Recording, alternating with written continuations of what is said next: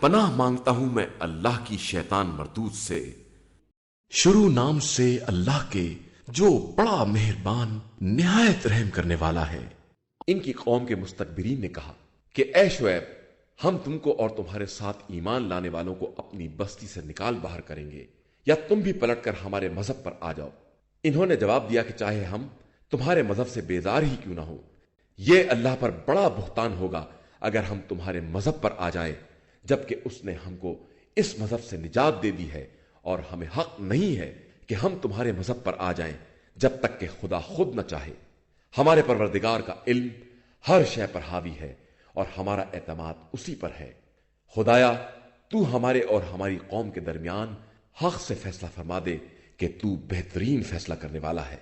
تو ان کی قوم کے کفار نے کہا کہ اگر تم لوگ شعیب کا اتباع کر لو گے تو تمہارا شمار خسارہ والوں میں ہو جائے گا۔ نتیجہ یہ ہوا کہ انہیں زلزلے نے اپنی گرفت میں لے لیا اور اپنے گھر میں سربزانو ہو گئے۔ جن لوگوں نے شعیب کی تکذیب کی وہ ایسے برباد ہو گئے گویا اس بستی میں بسے ہی نہیں تھے۔ جن لوگوں نے شعیب کو چھٹلایا وہی خسارہ والے قرار پائے۔ اس کے بعد شعیب نے ان سے منہ پھیر لیا اور کہا کہ اے قوم، میں نے اپنے پروردگار کے پیغامات کو پہنچا دیا اور تمہیں نصیحت بھی کی، تو اب کفر اختیار کرنے والوں کے حال پر کس طرح افسوس کروں۔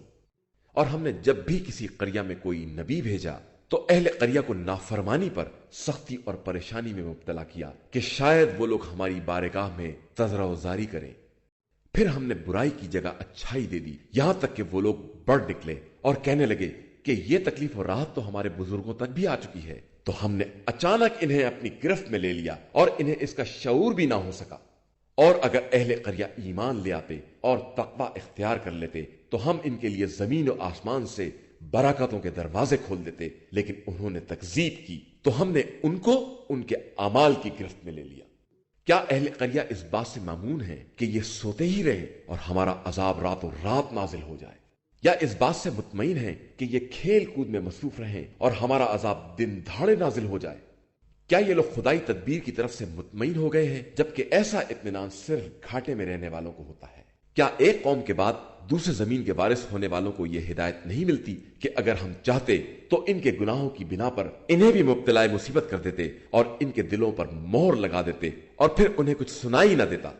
یہ وہ بستیاں ہیں جن کی خبریں ہم آپ صلی اللہ علیہ وآلہ وسلم سے بیان کر رہے ہیں کہ ہمارے پیغمبر ان کے پاس معجزات لے کر آئے، مگر پہلے سے تکذیب کرنے کی بنا پر یہ ایمان نہ لا سکے۔ ہم اسی طرح کافروں کے دلوں پر مہر لگا دیا کرتے ہیں۔ ہم نے ان کی اکثریت میں عہد و پیمان کی پاسداری نہیں پائی اور ان کی اکثریت کو فاسق اور حدود اطاعت سے خارج ہی پایا۔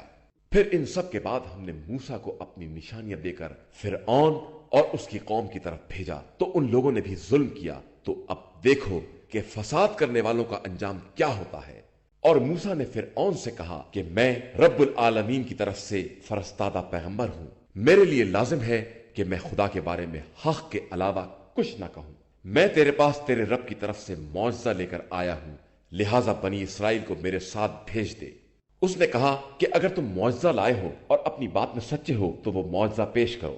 موسیٰ نے اپنا عصا پھینک دیا اور وہ اچھا خاصا سانپ بن گیا، اور پھر اپنے ہاتھ کو نکالا تو وہ دیکھنے والوں کے لیے انتہائی روشن اور چمکدار تھا۔ فرعون کی قوم کے رؤسا نے کہا کہ یہ تو سمجھدار جادوگر ہے جو تم لوگوں کو تمہاری سرزمین سے نکالنا چاہتا ہے، اب تم لوگوں کا کیا خیال ہے؟ لوگوں نے کہا کہ ان کو اور ان کے بھائی کو روک لیجئے اور مختلف شہروں میں جمع کرنے والوں کو بھیجیے جو تمام ماہر جادوگروں کو بلا کر لے آئیں۔ جادوگر فرعون کے پاس حاضر ہو گئے اور انہوں نے کہا کہ اگر ہم غالب آ گئے تو کیا ہمیں اس کی اجرت ملے گی؟ فرعون نے کہا کہ بے شک تم میرے دربار میں مقرب ہو جاؤ گے۔ ان لوگوں نے کہا کہ موسیٰ، آپ عصا پھینکیں گے یا ہم اپنے کام کا آغاز کریں؟ موسیٰ نے کہا کہ تم ابتدا کرو۔ ان لوگوں نے رسیاں پھینکی تو لوگوں کی آنکھوں پر جادو کر دیا اور انہیں خوف زدہ کر دیا اور بہت بڑے جادو کا مظاہرہ کیا۔ اور ہم نے موسیٰ کو اشارہ کیا کہ اب تم بھی اپنا عصا ڈال دو، وہ ان کے تمام جادو کے سانپوں کو نگل جائے گا۔ نتیجہ یہ ہوا کہ حق ثابت ہو گیا اور ان کا کاروبار باطل ہو گیا۔ وہ سب مغلوب ہو گئے اور ذلیل ہو کر واپس ہو گئے، اور جادوگر سب کے سب سجدے میں گر پڑے۔ ان لوگوں نے کہا کہ ہم عالمین کے پروردگار پر ایمان لے آئے، یعنی موسیٰ اور ہارون کے رب پر۔ فرعون نے کہا کہ تم میری اجازت سے پہلے کیسے ایمان لے آئے؟ یہ تمہارا مکر ہے جو تم شہر میں پھیلا رہے ہو تاکہ لوگوں کو شہر سے باہر نکال سکو، تو عنقریب تمہیں اس کا انجام معلوم ہو جائے گا۔ میں تمہارے ہاتھ اور پاؤں مختلف سمتوں سے کاٹ دوں گا اور اس کے بعد تم سب کو سولی پر لٹکا دوں گا۔ ان لوگوں نے جواب دیا کہ ہم لوگ بہرحال اپنے پروردگار کی بارگاہ میں پلٹ کر جانے والے ہیں، اور تو ہم سے صرف اس بات پر ناراض ہے کہ ہم اپنے رب کی نشانیوں پر ایمان لے آئے ہیں۔ خدایا ہم پر صبر کی بارش فرما اور ہمیں مسلمان دنیا سے اٹھانا۔ اور فرعون کی قوم کے ایک گروہ نے کہا، کیا تو موسیٰ اور ان کی قوم کو یوں ہی چھوڑ دے گا کہ یہ زمین میں فساد برپا کریں اور تجھے اور تیرے خداؤں کو چھوڑ دیں؟ اس نے کہا کہ میں عنقریب ان کے لڑکوں کو قتل کر ڈالوں گا اور ان کی عورتوں کو زندہ رکھوں گا۔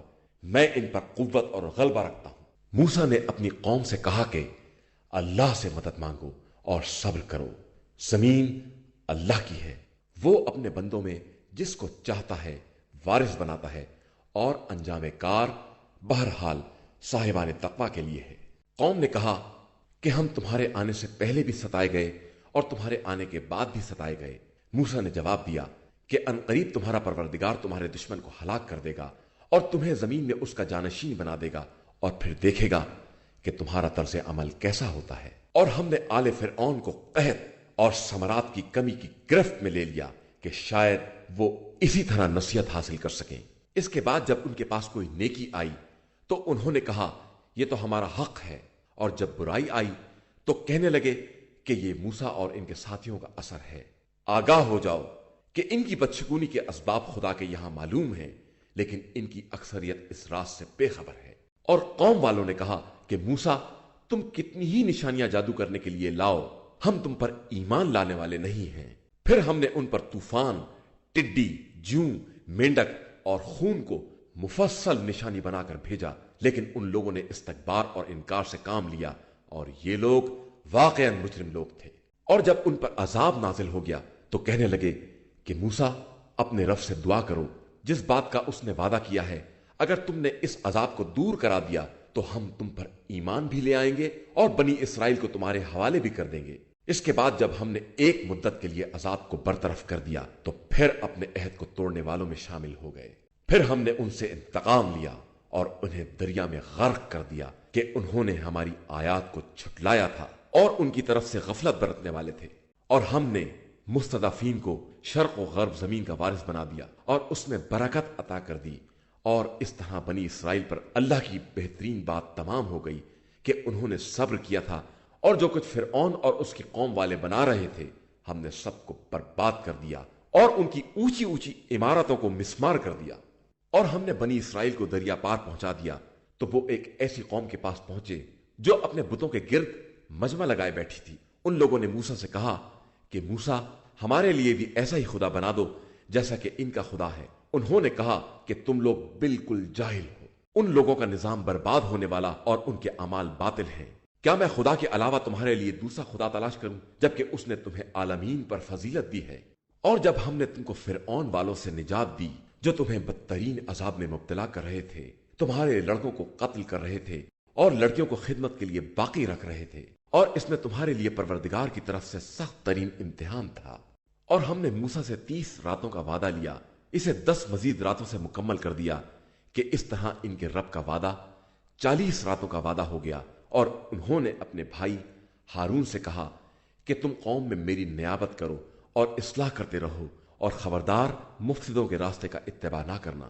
تو اس کے بعد جب موسیٰ ہمارا وعدہ پورا کرنے کے لیے آئے اور ان کے رب نے ان سے کلام کیا تو انہوں نے کہا کہ پروردگار مجھے اپنا جلوہ دکھا دے۔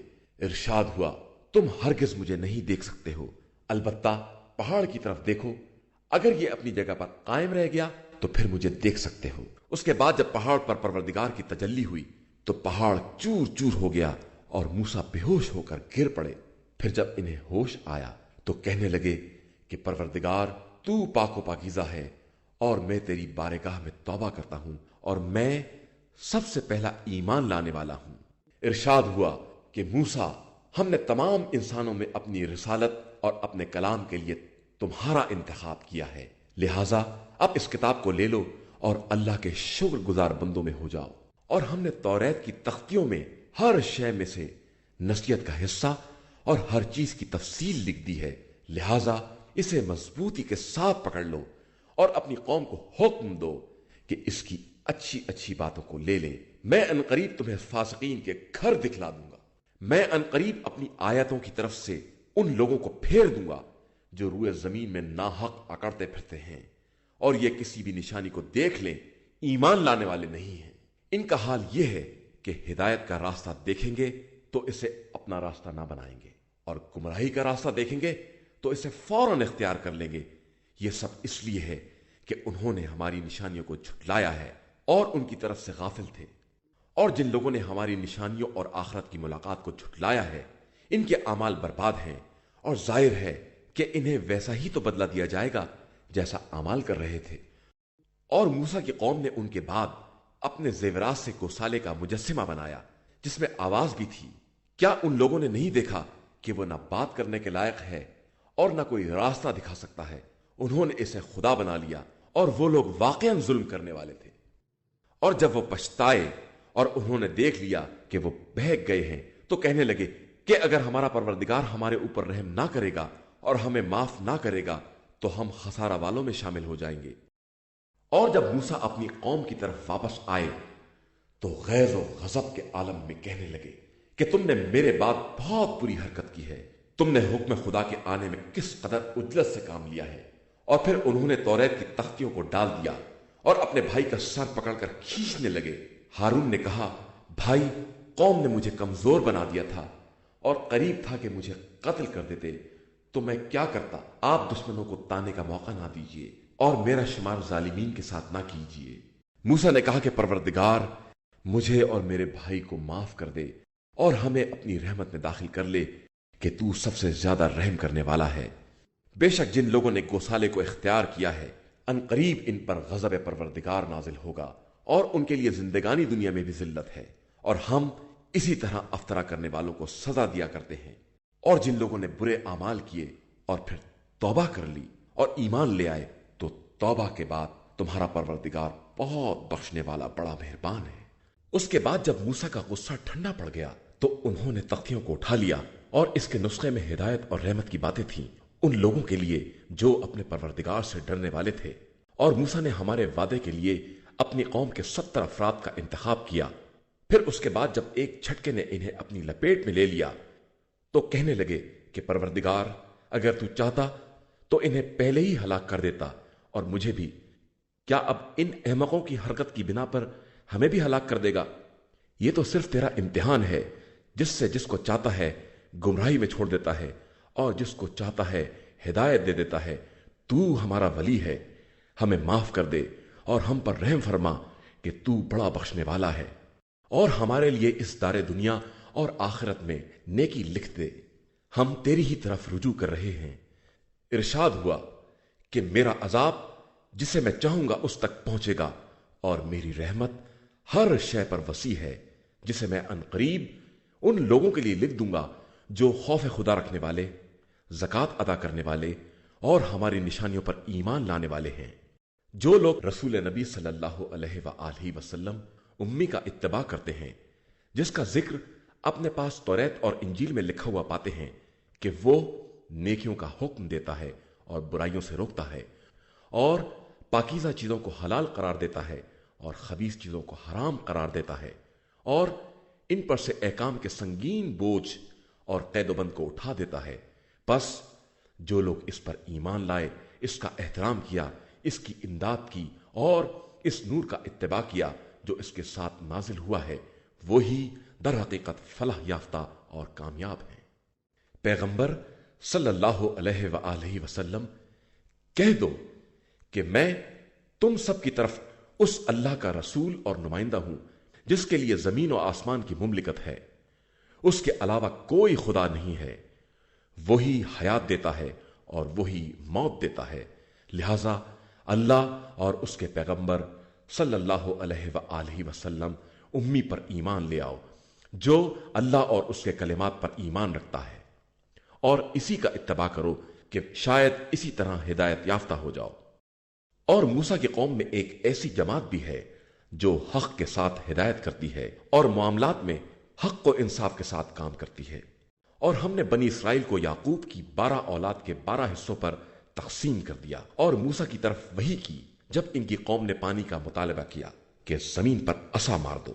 انہوں نے عصا مارا تو 12 چشمے جاری ہو گئے، اس طرح کہ ہر گروہ نے اپنے گھاٹ کو پہچان لیا، اور ہم نے ان کے سروں پر ابر کا سایہ کیا اور ان پر من و سلوہ جیسی نعمت نازل کی کہ ہمارے دیے ہوئے پاکیزہ رزق کو کھاؤ، اور ان لوگوں نے مخالفت کر کے ہمارے اوپر ظلم نہیں کیا بلکہ یہ اپنے ہی نفس پر ظلم کر رہے تھے۔ اور اس وقت کو یاد کرو جب ان سے کہا گیا کہ اس قریہ میں داخل ہو جاؤ اور جو چاہو کھاؤ، لیکن حتیٰ کہہ کر داخل ہونا، اور داخل ہوتے وقت سجدہ کرتے ہوئے داخل ہونا تاکہ ہم تمہاری خطاؤں کو معاف کر دیں کہ ہم ان قریب نیک عمل کرنے والوں کے اجر میں اضافہ بھی کر دیں گے۔ لیکن ظالموں نے جو انہیں بتایا گیا تھا اس کو بدل کر کچھ اور کہنا شروع کر دیا، تو ہم نے ان کے اوپر آسمان سے عذاب نازل کر دیا کہ یہ فسق اور نافرمانی کر رہے تھے۔ اور ان سے اس قریہ کے بارے میں پوچھو جو سمندر کے کنارے تھا اور جس کے باشندے شمبا کے بارے میں زیادتی سے کام لیتے تھے کہ ان کی مچھلیاں شمبا کے دن سطح آب تک آ جاتی تھیں اور دوسرے دن نہیں آتی تھیں، تو انہوں نے ہیلا گیری کرنا شروع کر دی۔ ہم اسی طرح ان کا امتحان لیتے تھے کہ یہ لوگ فسق اور نافرمانی سے کام لے رہے تھے۔ اور جب ان کی ایک جماعت نے مصلحین سے کہا کہ تم کیوں ایسی قوم کو نصیحت کرتے ہو جسے اللہ ہلاک کرنے والا ہے یا اس پر شدید عذاب کرنے والا ہے، تو انہوں نے کہا کہ ہم پروردگار کی بارگاہ میں عذر چاہتے ہیں اور شاید یہ لوگ متقی بن ہی جائیں۔ اس کے بعد جب انہوں نے یاد دہانی کو فراموش کر دیا تو ہم نے برائیوں سے روکنے والوں کو بچا لیا اور ظالموں کو ان کے فسق اور بدکاری کی بنا پر سخت ترین عذاب کی گرفت میں لے لیا۔ پھر جب دوبارہ ممانعت کے باوجود سرکشی کی تو ہم نے حکم دیا کہ اب ذلت کے ساتھ بندر بن جاؤ۔ اور اس وقت کو یاد کرو جب تمہارے پروردگار نے علل اعلان کہہ دیا کہ قیامت تک ان پر ایسے افراد مسلط کیے جائیں گے جو انہیں بدترین سختیوں میں مبتلا کریں گے کہ تمہارا پروردگار جلدی عذاب کرنے والا بھی ہے اور بہت زیادہ بخشنے والا مہربان بھی ہے۔ اور ہم نے بنی اسرائیل کو مختلف ٹکڑوں میں تقسیم کر دیا، بعض نیک کردار تھے اور بعض اس کے خلاف، اور ہم نے انہیں آرام اور سختی کے ذریعے آزمایا کہ شاید راستے پر آ جائیں۔ اس کے بعد ان میں ایک نسل پیدا ہوئی جو کتاب کی وارث تو بنی لیکن دنیا کا ہر مال لیتی رہی اور یہ کہتی رہی کہ ان قریب ہمیں بخش دیا جائے گا، اور پھر ویسا ہی مال مل گیا تو پھر لے لیا۔ تو کیا ان سے کتاب کا عہد نہیں لیا گیا کہ خبردار خدا کے بارے میں حق کے علاوہ کچھ نہ کہیں؟ اور انہوں نے کتاب کو پڑھا بھی ہے، اور دار آخرت ہی صاحبان تقوی کے لیے بہترین ہے۔ کیا تمہاری سمجھ میں نہیں آتا ہے؟ اور جو لوگ کتاب سے تمسک کرتے ہیں اور انہوں نے نماز قائم کی ہے تو ہم صالح اور نیک کردار لوگوں کے لیے اجر کو ضائع نہیں کرتے ہیں۔ اور اس وقت کو یاد دلاؤ جب ہم نے پہاڑ کو ایک سائبان کی طرح ان کے سروں پر معلق کر دیا اور انہوں نے گمان کر لیا کہ اب یہ گرنے والا ہے، تو ہم نے کہا کہ توریت کو مضبوطی کے ساتھ پکڑو اور جو کچھ اس میں ہے اسے یاد کرو، شاید اس طرح متقی اور پرہیزگار بن جاؤ۔ اور جب تمہارے پروردگار نے فرزندان آدم کی پشتوں سے ان کی ذریت کو لے کر انہیں خود ان کے اوپر گواہ بنا کر سوال کیا، کیا میں تمہارا خدا نہیں ہوں؟ تو سب نے کہا بے شک ہم اس کے گواہ ہیں۔ یہ عہد اس لیے لیا کہ روز قیامت یہ نہ کہہ سکو کہ ہم اس عہد سے غافل تھے، یا یہ کہہ دو کہ ہم سے پہلے ہمارے بزرگوں نے شرک کیا تھا اور ہم صرف ان کی اولاد میں تھے، تو کیا اہل باطل کے اعمال کی بنا پر ہم کو ہلاک کر دے گا؟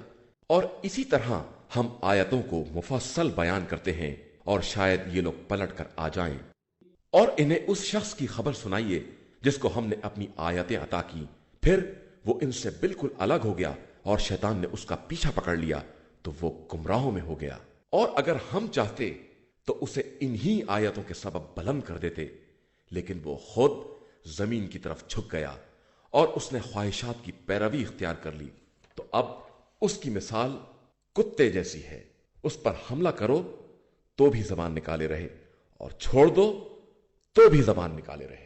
یہ اس قوم کی مثال ہے جس نے ہماری آیات کی تکذیب کی۔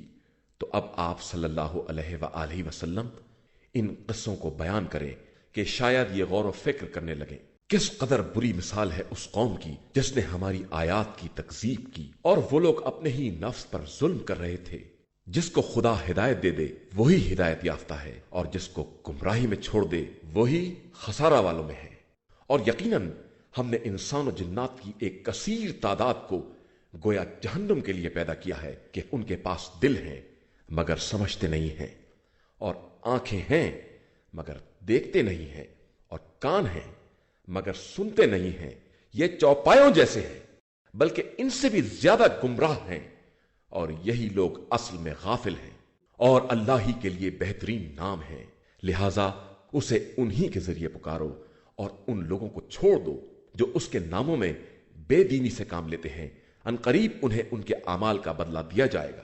اور ہماری مخلوقات ہی میں سے وہ قوم بھی ہے جو حق کے ساتھ ہدایت کرتی ہے اور حق ہی کے ساتھ انصاف کرتی ہے۔ اور جن لوگوں نے ہماری آیات کی تکذیب کی، ہم انہیں عنقریب اس طرح لپیٹ لیں گے کہ انہیں معلوم بھی نہ ہوگا، اور ہم تو انہیں ڈھیل دے رہے ہیں کہ ہماری تدبیر بہت مستحکم ہوتی ہے۔ اور کیا ان لوگوں نے یہ غور نہیں کیا کہ ان کے ساتھی پیغمبر صلی اللہ علیہ وآلہ وسلم میں کسی طرح کا جنون نہیں ہے، وہ صرف واضح طور پر عذاب الہی سے ڈرانے والا ہے۔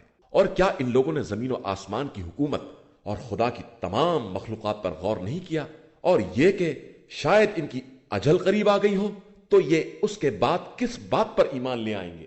جسے خدا ہی گمراہی میں چھوڑ دے اس کا کوئی ہدایت کرنے والا نہیں ہے، اور وہ انہیں سرکشی میں چھوڑ دیتا ہے کہ ٹھوکریں کھاتے پھرے۔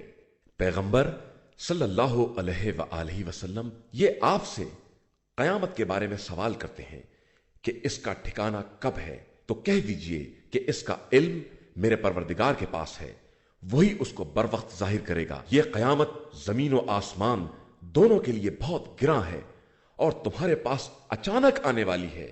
اور یہ لوگ آپ صلی اللہ علیہ وآلہ وسلم سے اس طرح سوال کرتے ہیں گویا آپ صلی اللہ علیہ وآلہ وسلم کو اس کی مکمل فکر ہے، تو کہہ دیجئے کہ اس کا علم اللہ کے پاس ہے، لیکن اکثر لوگوں کو اس کا علم بھی نہیں ہے۔ آپ صلی اللہ علیہ وآلہ وسلم کہہ دیجئے کہ میں خود بھی اپنے نفس کے نفع و نقصان کا اختیار نہیں رکھتا ہوں مگر جو خدا چاہے، اور اگر میں غیب سے باخبر ہوتا تو بہت زیادہ خیر انجام دیتا اور کوئی برائی مجھ تک نہ آ سکتی۔ میں تو صرف صاحبان ایمان کے لیے بشارت دینے والا اور عذاب الہی سے ڈرانے والا ہوں۔ وہی خدا ہے جس نے تم سب کو ایک نفس سے پیدا کیا ہے، پھر اسی سے اس کا جوڑا بنایا ہے تاکہ اس سے سکون حاصل ہو۔ اس کے بعد شوہر نے زوجہ سے مقاربت کی تو ہلکا سا حمل پیدا ہوا جسے وہ لیے پھرتی رہی، پھر حمل بھاری ہوا اور وقت ولادت قریب آیا تو دونوں نے پروردگار سے دعا کی کہ اگر ہم کو صالح اولاد دے دے گا تو ہم تیرے شکر گزار بندوں میں ہوں گے۔ اس کے بعد جب اس نے صالح فرزند دے دیا تو اللہ کی عطا میں اس کا شریک قرار دے دیا، جبکہ خدا ان شریکوں سے کہیں زیادہ بلند و برتر ہے۔ کیا یہ لوگ انہیں شریک بناتے ہیں جو کوئی شے خلق نہیں کر سکتے اور خود بھی مخلوق ہیں، اور ان کے اختیار میں خود اپنی مدد بھی نہیں ہے اور وہ کسی کی نصرت بھی نہیں کر سکتے؟ اور اگر آپ صلی اللہ علیہ وآلہ وسلم انہیں ہدایت کی طرف دعوت دیں تو ساتھ بھی نہ آئیں گے۔ ان کے لیے سب برابر ہے، انہیں بلائیں یا چپ رہ جائیں۔ تم لوگ جن لوگوں کو اللہ کو چھوڑ کر پکارتے ہو سب تم ہی جیسے بندے ہیں، لہٰذا تم انہیں بلاؤ اور وہ تمہاری آواز پر لبیک کہیں اگر تم اپنے خیال میں سچے ہو۔ کیا ان کے پاس چلنے کے قابل پیر، حملہ کرنے کے لیے قابل ہاتھ، دیکھنے کے قابل آنکھیں اور سننے کے لائق کان ہیں جن سے کام لے سکے؟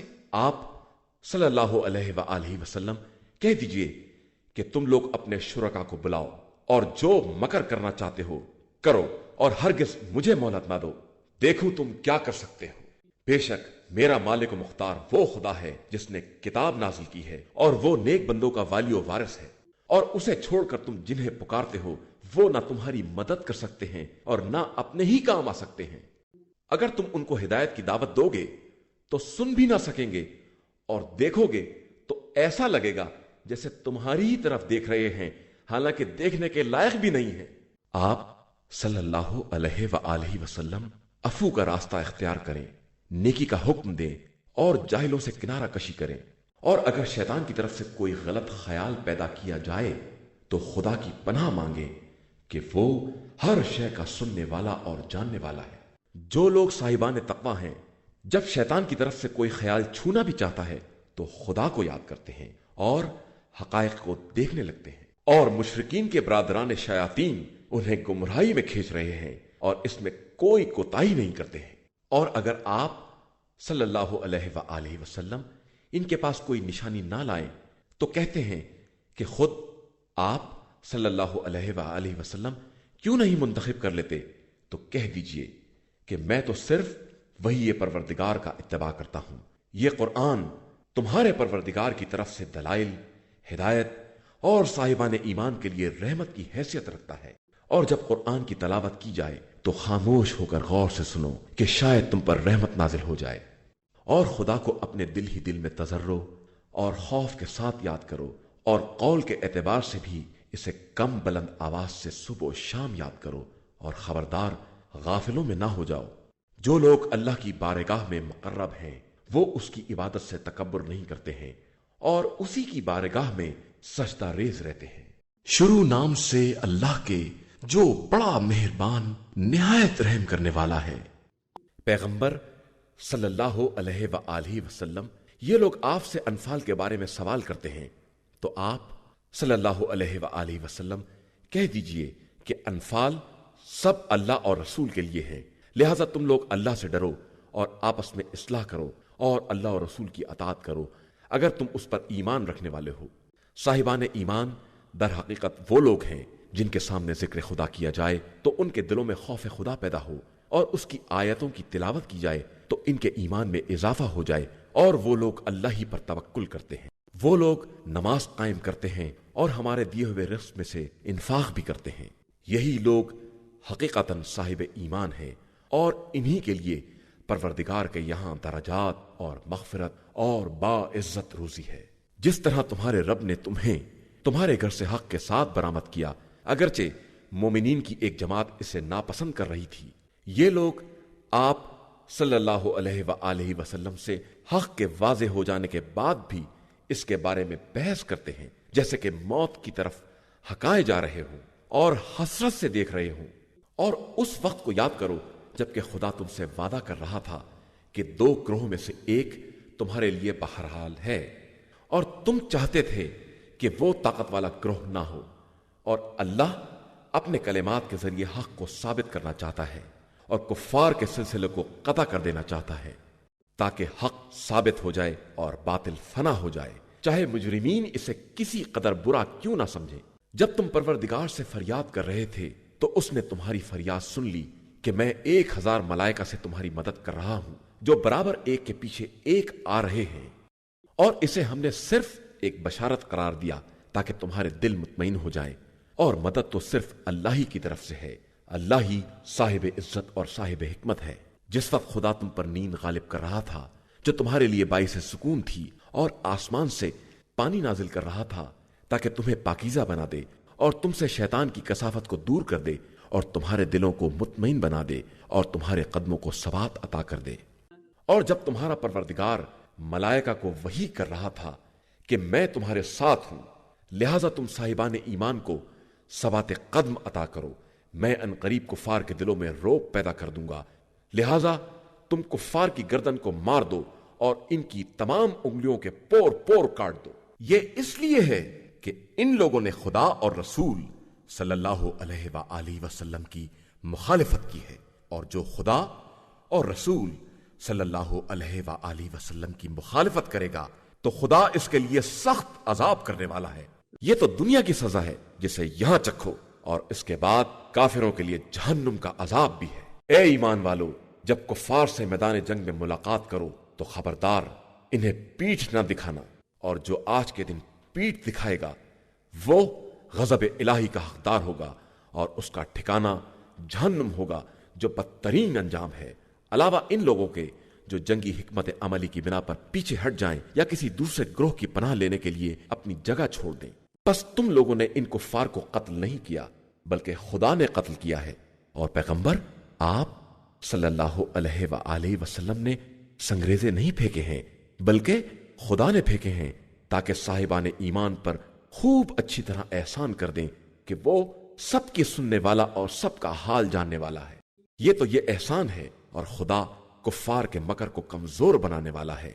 अगर तुम लोग फतह चाहते हो तो ये फतह आ गई, और अगर तुम जंग से बाज आ जाओ तो इसमें तुम्हारे लिए भलाई है, और अगर दोबारा ऐसा करोगे तो हम भी पलट कर आ रहे हैं, और तुम्हारा ग्रोह कितना ही बड़ा क्यों ना हो काम आने वाला नहीं है, और अल्लाह हमेशा साहिबाने ईमान के साथ है। ईमान वालो, अल्लाह और रसूल की अताअत करो और इससे रूगर्दानी ना करो जबकि तुम सुन भी रहे हो, और उन लोगों जैसे ना हो जाओ जो ये कहते हैं कि हमने सुना, हालांकि वो कुछ नहीं सुन रहे हैं।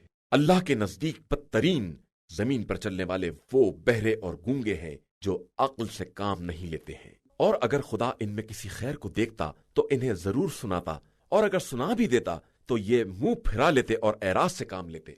ए ईमान वालो, अल्लाह और रसूल सल्लल्लाहु अलैहि वसल्लम की आवाज पर लब्बैक कहो जब वो तुम्हें इस अम्र की दावत दें जिसमें तुम्हारी जिंदगी है, और याद रखो कि खुदा इंसान और इसके दिल के दरमियान हाइल हो जाता है, और तुम सब उसी की तरफ हाजिर किए जाओगे। और उस फितने से बचो जो सिर्फ जालिमीन को पहुंचने वाला नहीं है, और याद रखो कि अल्लाह सख्त तरीन अजाब का मालिक है। मुसलमानों, उस वक्त को याद करो जब तुम मक्का में कलील तादाद में और कमजोर थे।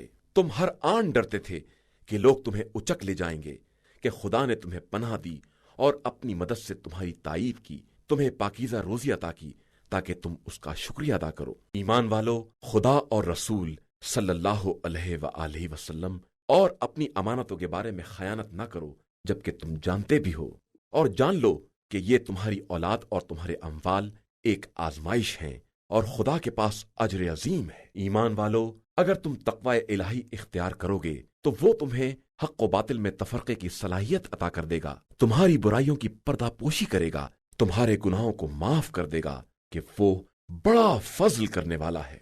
और पैगंबर आप सल्लल्लाहु अलैहि वसल्लम उस वक्त को याद करें जब कुफ्फार तदबीरें करते थे कि आप सल्लल्लाहु अलैहि वसल्लम को कैद कर लें या शहर बदर कर दें या कत्ल कर दें, और उनकी तदबीरों के साथ खुदा भी उसके खिलाफ इंतजाम कर रहा था, और वो बेहतरीन इंतजाम करने वाला है। और इनका ये हाल है कि जब हमारी आयतों की तिलावत की जाती है तो कहते हैं कि सुन लिया। हम खुद भी चाहे तो ऐसा ही कह सकते हैं, ये तो सिर्फ पिछले वालों की दास्तानें हैं। और उस वक्त को याद करो जब उन्होंने कहा कि खुदाया, अगर ये तेरी तरफ से हक है तो हम पर आसमान से पत्थर बरसा दे या अजाब अलीम नाजिल कर दे। हालांकि खुदा इन पर उस वक्त तक अजाब ना करेगा जब तक पैगंबर आप सल्लल्लाहु अलैहि वसल्लम इनके दरमियान हैं, और खुदा इन पर अजाब करने वाला नहीं है अगर ये तौबा और इस्तग़फ़ार करने वाले हो जाएं। और इनके लिए कौन सी बात है कि खुदा इन पर अजाब ना करे जबकि ये लोगों को मस्जिदुल हराम से रोकते हैं और इसके मुतवल्ली भी नहीं हैं। इसके वली सिर्फ मुत्तकी और परहेजगार अफराद हैं, लेकिन इनकी अक्सरियत इससे भी बेखबर है। इनकी तो नमाज भी मस्जिदुल हराम के पास सिर्फ ताली और सीटी है। लिहाजा अब तुम लोग अपने कुफ्र की बिना पर अजाब का मजा चखो। जिन लोगों ने कुफ्र इख्तियार किया ये अपने अम्वाल को सिर्फ इसलिए खर्च करते हैं कि लोगों को राह खुदा से रोकें, तो ये खर्च भी करेंगे और इसके बाद ये बात इनके लिए हसरत भी बनेगी और आखिर में मखलूब भी हो जाएंगे। और जिन लोगों ने कुफ्र इख्तियार किया ये सब जहन्नुम की तरफ ले जाए जाएंगे, ताकि खुदा खबीस को पाकीज़ा से अलग कर दे और फिर खबीस को एक पर एक रखकर ढेर बना दे और सबको इकट्ठा जहन्नुम में झोंक दे कि यही लोग खसारा और घाटे वाले हैं। पैगंबर आप सल्लल्लाहु अलैहि वसल्लम काफिरों से कह दीजिए कि अगर ये लोग अपने कुफ्र से बाज आ जाएं तो इनके गुज़िश्ता गुनाह माफ कर दिए जाएंगे, लेकिन अगर फिर पलट गए तो गुज़िश्ता लोगों का तरीका भी गुजर चुका है। और तुम लोग इन कुफार से जहाद करो यहां तक कि फितने का वजूद ना रह जाए और सारा दीन सिर्फ अल्लाह के लिए रह जाए। फिर अगर ये लोग बाज आ जाएं तो अल्लाह इनके अमाल को खूब देखने वाला है। और अगर दोबारा पलट जाएं तो याद रखो कि खुदा तुम्हारा मौला और सरपरस्त है और वो बेहतरीन मौला और मालिक और बेहतरीन मददगार है।